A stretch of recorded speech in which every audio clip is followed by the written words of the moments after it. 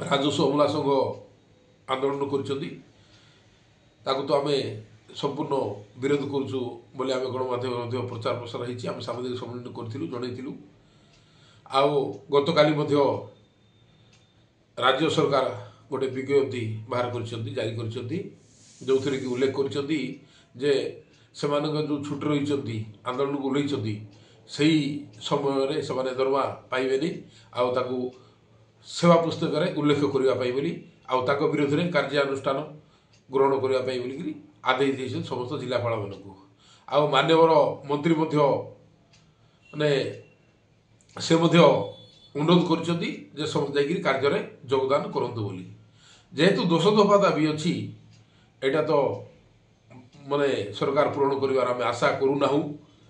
ଗୋଟିଏ ଦାବି ଯଦି ରହିଥାନ୍ତା ଅନ୍ତତ ଯେ ପ୍ରବେଶିକା ଦରମାହାର 4200 ଗେଡ଼ପେ କନିଷ୍ଠ ସହାୟମାନଙ୍କର ତଥାପି ଯାହାହେଲେ ସରକାର ଚିନ୍ତା କରିଥାନ୍ତେ ବୋଲି ଆମେ ଆଶା କରୁଛୁ। ଆଉ ସେଟା ମଧ୍ୟ ଆମର ଦାବିଟା ପୂରଣ ହୋଇଥାନ୍ତା। ଓଡ଼ିଶା ଅମଲା ସଂଘର ମଧ୍ୟ ଦାବି ଅଛି, ରାଜ୍ୟ ଅଣଗ୍ରହୀତ କର୍ମଚାରୀ ସମିତି ମଧ୍ୟ ତାର ଦାବି ରଖିଛି। ତ ଅଯଥାରେ ଆମର ନିରୀହ ଅମଲା ଭାଇ ଭଉଣୀମାନେ ହଇରାଣ ହେବେ।